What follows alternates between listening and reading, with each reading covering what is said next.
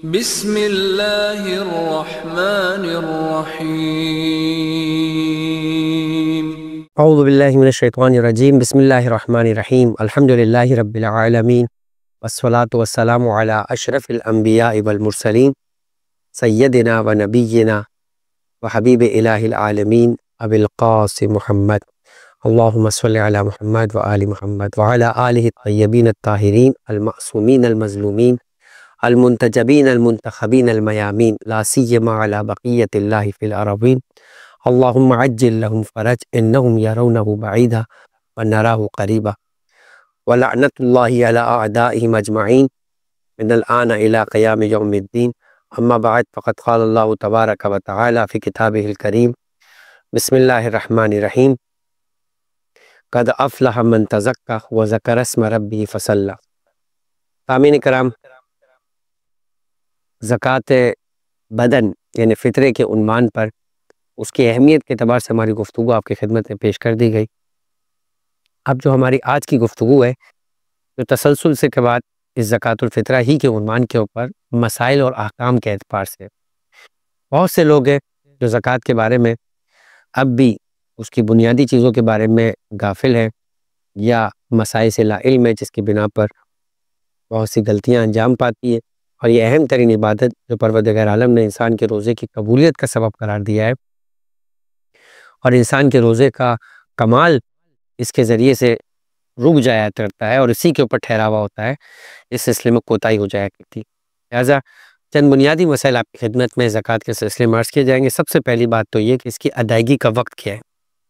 एक बड़ा मसला लोगों के जहनों में मौजूद है और वो ये है कि क्या हम ये पहली रमज़ान से लोगों के जहनों में होता है, अगरचे कि फ़ितरे की जो मिकदार है वो कोई बहुत बड़ी नहीं, 3 किलो आटे की अगर आप बात करें तो अगर 1 किलो आटा 100 रुपये का भी आजकल मिलता है या 150 रुपये का मिलता है, तो 3 किलो आटा 450 रुपये का मिलता है।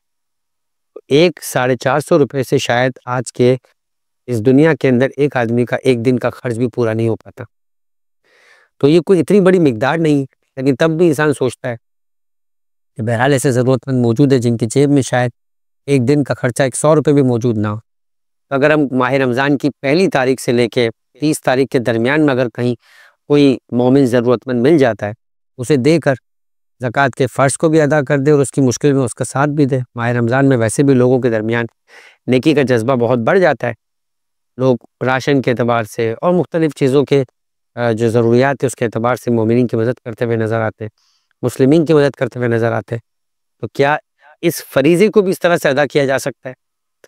फिर इसी तरीके से एक सवाल ये भी पैदा होता है कि क्या ये जो ज़कात है, इसे क्या हम अपने घर में मौजूद या घर में आने वाले जो ज़रूरतमंद इंसान की सफाई वगैरह का काम करने वाले, यानी किसी भी ज़रूरतमंद को जो इंसान देखता है उस तक पहुँचाए, तो इसके ज़रिए से क्या हमारी ये जो हमारा फ़र्ज़ है ये अदा हो जाएगा? तीसरा सवाल लोगों के ज़हनों में ये भी आता है कि अगर हम अपने शहर में ना दें, हमारे ज़हन में कोई और दूसरा शहर है, वहाँ पर कोई ज़रूरतमंद हमें समझ आता है या किसी ने हमसे कहा हुआ है कि अगर ज़कात निकालो तो हमें दे देना, तो क्या दूसरे शहर में भी इंसान ज़कात दे सकता है? इसी तरीके से इंसान की औलाद में से कोई दूसरे शहर में रहती है तो क्या उसका भी ज़कात देना फ़र्ज़ होगा?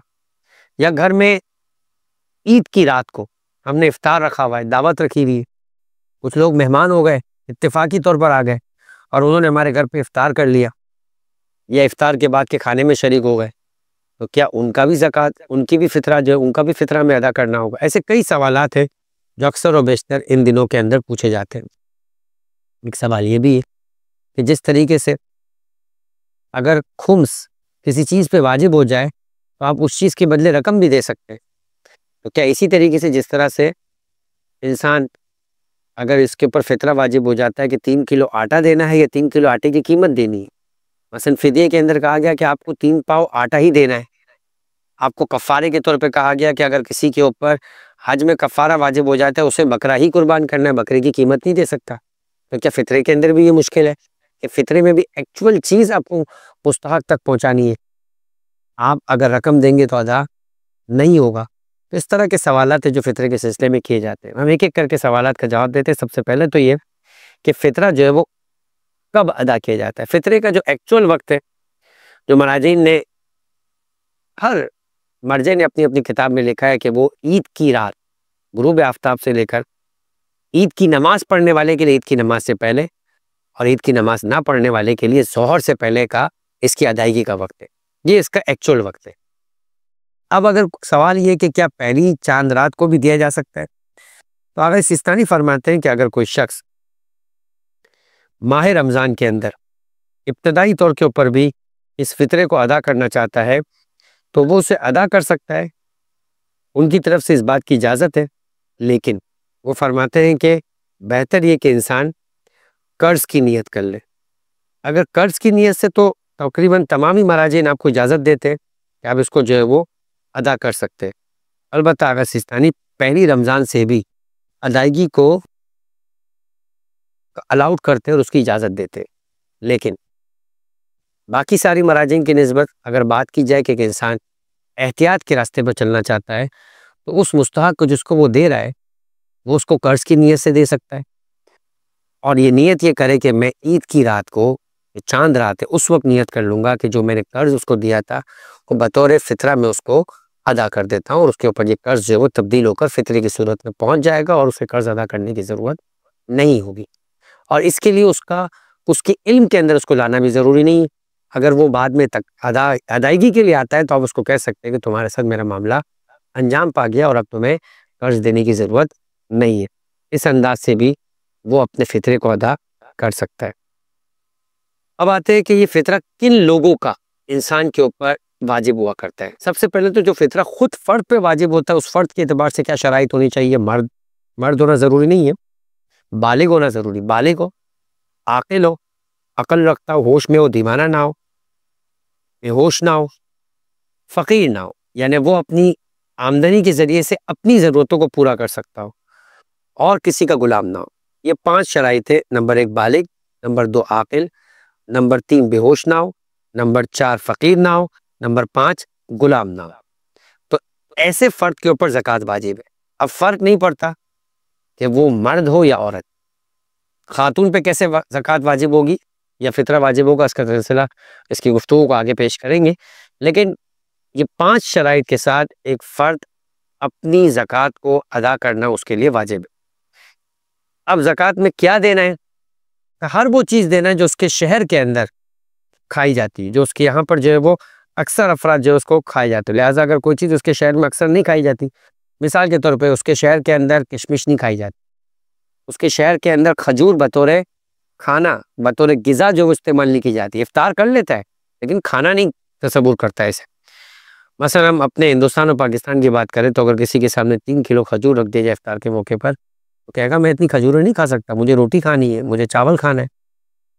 वो शायद 3 किलो पकौड़े खा जाएगा मगर 3 किलो जो है वो खजूर नहीं खाने को पसंद करेगा।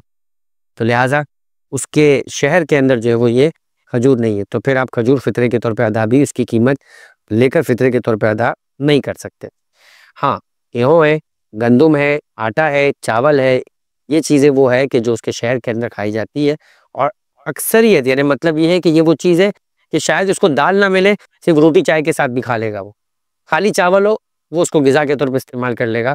तो ये चीज़ें जो है वो ये चीज़ या इसकी कीमत आप फ़ितरे के तौर पे जो अदा कर सकते हैं। यहाँ से तीसरा सवाल कि क्या इन चीज़ों को देना ज़रूरी है? चीज़ों को देंगे तो हतमी तौर के ऊपर आपका फ़ितरा अदा हो जाएगा। लेकिन फ़ितरे के सिलसिले के अंदर महाराजीन फरमाते हैं कि अगर आप इसकी कीमत भी दे देंगे तब भी जो है वो आपका फ़ितरा अदा हो जाएगा। चौथा सवाल ये कि किन लोगों की तरफ से ये फ़ितरा अदा करना जो है वो वाजिब है। हर वो फ़र्द कि जिसका खर्चा जो है ईद की रात के अंदर उस पर आ जाता है, यानी जो गुरूब आफ्ताब के बाद से जो है वो उसके पास उसके खर्चे में आ जाता है, चाहे वो एक दिन का मेहमान ही क्यों ना हो। देखिए, इफ्तार करने के लिए आया है, ये उसका खर्चा नहीं इस पर वाजिब है, उसके खर्चे का जिम्मेदार नहीं है वो, उसे इफ्तार करेगा चला जाएगा। मगर इफ्तार के वक्त से गुरूब आफ्ताब के वक्त अगर कोई शख्स उसके पास उसका मेहमान बन जाता है, मसलन आज के दिन के लिए वो किसी को काम करने के लिए अपने पास रख लेता है कि जिसका खाना पीना उसकी जिम्मेदारी बन जाता है। कोई प्रोजेक्ट उसने ऐसा लगाया है कि जिसे मुकम्मल करने के लिए उसे कोई मजदूर रखने पड़ते हैं जो 3 दिन के लिए या 2 दिन के लिए 1 दिन के लिए उसके पास रुकेंगे, इसका खाना पीना जो है वो इसकी जिम्मेदारी है। तो फिर ऐसी सूरत के अंदर जो है वो ये उसका उन्हें उसके फितरे के दायरेकार में आ जाएगा। तो लिहाजा चाहे उसकी बीवी हो, अच्छा बीवी मिसाल के तौर पर अपनी छुट्टियां मनाने के लिए या मसलन जो है वो चंद दिनों के लिए अपने ससुराल गई हुई है, यानी उसके एतबार से तो उसका मेका है, आपका ससुराल है, तो वो वहाँ गई हुई है, या मसलन जो है वो ज़ियारतों के ऊपर गई हुई है और वो ज़ियारतों पे इस तरह से गई है कि वहाँ जाने के बाद किसी रिश्तेदार के यहाँ रुकी हुई है। ऐसा नहीं कि वो सफ़र में है, बल्कि वो किसी के सफ़र में किसी के पास ठहरी हुई है और उसके पास मेहमान है। तो अब ये इस ईद की रात का खर्चा जो है वो उसके ऊपर उसकी ज़िम्मेदारी नहीं है, तो उसका फितरा भी इसके ऊपर जो है वो वाजिब नहीं होगा। इसी तरह से इंसान की कोई औलाद है जो बाहर पढ़ती है और अपने खर्चे के ऊपर वो रह रही है, तो उसका फितरा इसके ऊपर वाजिब नहीं होगा। जो जिस का खर्चा, जिस का खाना-पीना इस आदमी के तहत इख्तियार आता है, उसका जो है वो उसपे फितरा वाजिब होगा। एक अगला सवाल भी होता है कि फ़र्ज़ करें कि किसी की ज़ौजा जो है वो हम्ल से प्रेग्नेंट है, तो क्या उस जनीन का, वो जो बच्चा इंसान का दुनिया में नहीं आया है, क्या उसका फितरा भी अदा करना जो है वो इंसान पे वाजिब है? उसका फितरा अदा करना वाजिब नहीं है, मगर अगर एक इंसान रजान देना चाहता है, तो उसका फितरा जो है वो दे सकता है। इस उम्मीद के साथ कि जैसे वो रिवायात में कि इंसान अपने घर के उस हर फ़र्द का ज़कात और हर उस फ़र्द की फितरा अदा करे। ये चाहता है कि जिसकी अगले साल तक की ज़मानत हो, तो खुदा से इस बरकत को हासिल करने के लिए वो अगर इस पर अदा करना चाहता है, तो अदा कर सकता है, लेकिन ये इंसान के ऊपर फ़र्ज़ और लाज़िम नहीं है। इसके बाद जैसे कि फ़ितरे के मसाइल के अंदर आता है कि अगर कोई शख्स ईद उल फ़ितर की वक़्त, मिसाल के तौर पे बच्चा जो है वो गुरूब आफ्ताब से पहले बालिग हो जाए, तो क्या उसका भी मिसाल के तौर पे फितरा जो है वो अदा करना वाजिब होगा? यानी उस पर भी फितरा जो है वाजिब हो जाएगा? तो कह रहे हैं कि अगर कोई बच्चा जो है वो बाकी शराइत रखता हो, यानी वो फ़कीर भी ना हो, किसी के खर्चे पर भी ना हो, आकिल भी हो और बालिग हो जाए और गुलाम भी ना हो, तो ऐसी सूरत के अंदर उस पर अपना फितरा वाजिब हो जाएगा। मसलन नाबालिगी की उम्र के अंदर वो यतीम है, उसका कोई जो है वो सरपरस्त नहीं है, ना दादा है, ना वालिद है। वो अपनी वालिदा के साथ रहता है और किसी जगह पे कमाई भी करता है, कमाता भी है, किसी जगह पे काम करता है, लेकिन नाबालिग है तो इस पर अपना फितरा वाजिब नहीं। अच्छा, इसी तरीके से अगर यही खर्चा उठा रहा है, अपनी मिसाल के तौर पे वालिदा का, वालिदा इस पे डिपेंडेंट है, तो वालिदा पर भी अपना फितरा वाजिब नहीं, क्योंकि वालिदा फ़कीर है और उनका खर्चा उनके बेटा उठाता है। लेकिन अगर बेटा कमाता है और मिसाल के तौर पर अपनी वालिदा का खर्चा नहीं उठाता, वालिदा अलग रहती है, वालिदा को पैसे दे देता है, वालिदा मिसाल के तौर पे अपने खाने-पीने को खुद बंदोबस्त करती है और उसको पैसे का मालिक बना देता है, तो बेटे पर अपना फितरा निकालना वाजिब होगा। माँ अगर अपने खर्चे को इतना रखती है कि जिसके ज़रिए से उसके अखराजात पूरे हो जाते हो, तो उस पर अपना फितरा वाजिब होगा। तो सिचुएशन देखी जाएगी कि माँ और बेटा साथ-साथ रहते हैं और माँ बेटे के खर्चे पर आ रही है, तो बेटे को माँ का भी अदा करना होगा। बच्चा नाबालिग है, तो ना उस पर अपना फितरा होगा, ना मिसाल के तौर पर माँ पर अपना फितरा वाजिब होगा, क्योंकि माँ बच्चे पे डिपेंडेंट है और इसके अलावा उसके पास कोई वसाइल और आमदनी नहीं है। माँ बच्चे पे डिपेंडेंट नहीं है, बल्कि बच्चा माँ को गिफ्ट और हदिया कर दिया करता है और वो अपने खर्चों को खुद मैनेज करती है, तो फिर माँ अपना फितरा अदा करेगी और बच्चा अपना फितरा जो है वो अदा करेगा। जॉइंट फैमिली में रहते हैं, मिसाल के तौर पे वालिदा या वालिद दोनों में से जो भी हयात है या दोनों किसी बच्चे के यहाँ जाके रुकते हैं और फिर ईद की रात किसी और बच्चे के यहाँ जाके रुकते हैं, तो वैसे पूरा महीना वो एक बच्चे के पास रुके, ज़्यादातर उसी के पास रुकते हैं, मगर ईद की रात में वो किसी और अपने बच्चे के यहाँ चले गए कि ठीक है भाई, ईद की नमाज़ तुम्हारे साथ पढ़ेंगे, ईद का शीरखुरमा तुम्हारे साथ खाएँगे, ईद का मिसाल के तौर पर नाश्ता तुम्हारे साथ करेंगे। अब वो ईद की शब में जिस बच्चे के यहाँ चले गए, उसी पर जो है वो उसका फितरा अदा करना वाजिब होगा। तो ये इस सिलसिले में था कि किस तरीके से इंसान जो है उस पे फितरा अदा करना वाजिब है। अच्छा, ग्रुप से पहले शराइत मुकम्मल होना ज़रूरी है। मतलब ये है कि अगर ग्रुप के बाद कोई बच्चा बालिग हो, ग्रुप के बाद कोई मसलन जो है वो बच्चा पैदा हो, तो ऐसी सूरत के अंदर फरमाया कि जो है वो उसका फितरा जो है वो अदा करना वाजिब नहीं होगा। अब यही मसला हमारे यहाँ शादी में भी होता है। ये शादी हुई, शादी के दिन मगरिब से पहले वो अपने बाप के यहाँ पर जो है वो मौजूद थी। शादी रात को हुई, ग्रुप के बाद रुखसती होकर वो अपने शौहर के आई, फितरा कौन अदा करेगा? इस लड़की का फितरा ग्रुप के वक्त अपने बाप पे वाजिब हो चुका था। अब वो रुखसत होकर अपने शौहर के घर पर आई है, तो शौहर के ऊपर इसका फितरा वाजिब नहीं होगा। तो ये मसाइल थे। इस मसाइल के साथ साथ मुख्तसरन इस बात को बयान कर दिया कि फितरा का मसरफ क्या है, फितरा किसे जो है वो दिया जाए। तो सबसे पहली चीज़ है कि फितरा जिसे दिया जाए वो शिया इस्ना अशरी हो, तो डेफिनेटली मुसलमान होगा। मुसलमान के बाद शिया इस्ना अशरी होने का मर्तबा आता है। नंबर 2 ये कि वो फ़कीर हो, यानी फ़कीर शरई हो। वो फ़कीर नहीं कि जो अपने आप को लोगों के दरमियान ज़रूरतमंद बयान करता है, बल्कि वो हकीकी तौर पे फ़कीर हो कि अपनी आमदनी से अपने अखराजात को पूरे नहीं कर पाता। अब हमारे ज़हनों में ये है कि फ़कीर वो होता है जो मांगता हो, फ़कीर वो होता है कि जो इंसान अपने हाथ को फैला दे। और फिर इसके मुकाबले में एक इस्तिलाह आती है वाइट कॉलर्स। तो वाइट कॉलर्स का मतलब है कि जो लोगों से मांगता नहीं है, मगर हमें मालूम है कि उसकी आमदनी से उसके अखराजात पूरे नहीं होते। कभी बच्चों की फ़ीस में फँसा होता है, कभी बीमारी के इलाज में फँसा होता है, कभी घर के यूटिलिटी बिल में फँसा होता है, कभी घर का रेंट नहीं होता उसके पास, और वो कर्ज लेकर परेशान होकर अपने मामलात को चला रहा होता है।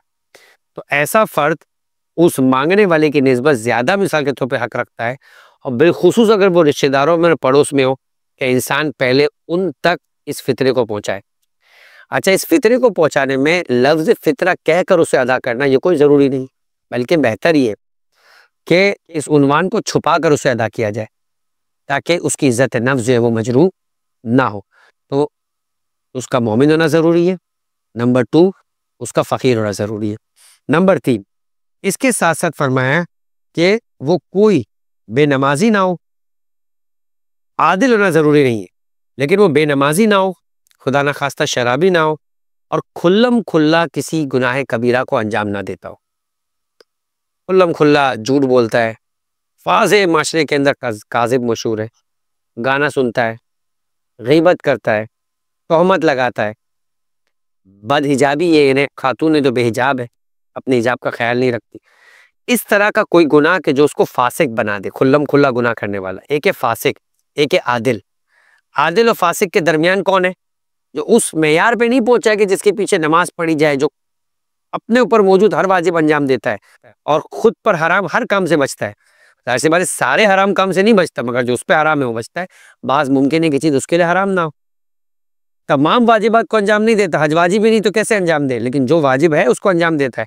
इसे आदिल कहा जाता है, जो कि इमाम जमात के अंदर शर्त है, जो कि चाँद की इत्तला देने वाले के लिए कि अगर 2 आदिल खबर दे तो उसकी चाँद की इत्तला को कबूल किया जाएगा। 2 आदिल खबर दे कि फलाँ चीज़ नजिस है तो उसकी गवाही को कबूल किया जाएगा। ये वैसा आदिल नहीं है, लेकिन फासिक भी नहीं कि खुल्लम खुल्ला गुनाह करता है गुनहगार। आपने देखा है कि कभी उससे गलती हो जाती है, लेकिन अलल ऐलान करके जुर्अत तो बेबाक नहीं है। तो ऐसा फ़र्द जो है वो ज़कात ले सकता है, अलबत्ता बेनमाजी ना हो और शराबी ना हो। तो अगर ये शराइत है कि इस्ना अशरी है, फ़कीर है, बेनमाजी नहीं है, शराबी नहीं है, खुल्लम खुल्ला गुनाह नहीं करता है, तो फिर आप जो है वो उससे फितरा अदा कर सकते हैं। इसी तरह से एक शर्त ये है कि आपको मालूम होना चाहिए, यानी ये मालूम ना हो कि अगर आप उसको ये रकम देंगे तो उसे जाकर सीधा गुनाह में खर्च करेगा, मसलन जुआ खेलेगा। छुप कर खेलता है, कभी-कभी खेलता है, लेकिन आपको मालूम है कि मैं रकम दूँगा, तो मेरी रकम ले जाके वो सीधा जो है वो सूद की अदायगी करेगा, या इसे जुआ खेलने में इस्तेमाल करेगा, या लॉटरी खेलने में इस्तेमाल करेगा। तो ऐसी सूरत के अंदर भी इसको जो है वो ज़कात यानी फ़ितरा जो है वो अदा नहीं किया जाएगा। एक सवाल ये कि क्या हम अपने शहर से अलावा किसी और शहर के अंदर फ़ितरा दे सकते हैं? फरमाया कि अगर आपके शहर में फ़कीर ना हो या आपके इल्म में मौजूद ना हो, यानी आप नहीं जानते, ऐसा मुल्क, ऐसा शहर जो निस्बतन खुशहाल है, तो आपको शरई फ़कीर जब उसमें नज़र नहीं आ रहा, तो ऐसी सूरत के अंदर शरीयत ये कहती है कि आप जो है वो किसी और शहर में भी दे सकते हैं।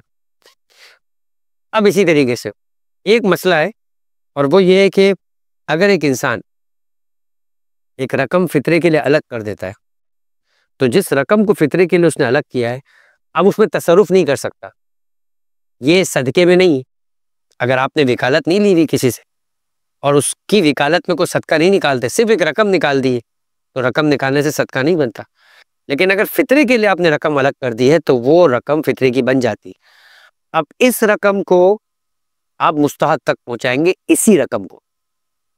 अब अगर आप इस रकम को ट्रांसफ़र करते हैं बैंक के थ्रू, वो रकम तो ज़ाया हो गई क्योंकि वो बैंक के माल में मिल गई, वो एग्जैक्ट एंड वही चीज़ नहीं पहुंची। तो उसके क्या तरीक़ेकार हो? आप जिस मुस्तहक तक पहुंचाने जा रहे हैं उससे वकालत ले, वो इसका मालिक बने और वो इजाज़त दे कि आप उसको बैंक के ज़रिए ट्रांसफ़र करें, तो वो चूँकि मालिक है, अपनी रकम को जिस तरह से भी हासिल करना चाहता है पहुँचा सकता है। दूसरा तरीक़ेकार ये है कि जिस जगह आप पहुँचाना चाहते हैं पहले वहाँ रकम पहुँचाएँ। जब रकम आपके वकील के हाथ में आ जाए, अब आप नियत करें कि जो रकम तुम्हारे हाथ में आई है जिसका मालिक मैं हूँ, उसके लिए मैं नियत करता हूँ कि फ़ितरा हो जाए और आपका वकील उस तक पहुँचा दे कि जो मुस्तहक है। तो इस तरीके से आपका ये फ़ितरा जो है वो अदा हो जाएगा। बहरहाल गुफ्तगू और मसाइल तो बहुत है, लेकिन हम इसी मकाम पे फ़ितरे के मसाइल को मुकम्मल करते हैं और परवरदिगार की बारगाह में दुआ करते हैं कि परवरदिगारा हमें तेरी जानिब से रोज़े की अहम इबादत को अंजाम देने की और साथ में कमाल रोज़ा और तमाम रोज़े की ये जो इबादत है फ़ितरा, उसे कमा हक़ को अंजाम देने की तौफ़ीक़ अता फ़रमा। वमा अलैना इल्लल बलाग। अल्लाहुम्मा सल्लि अला मुहम्मद।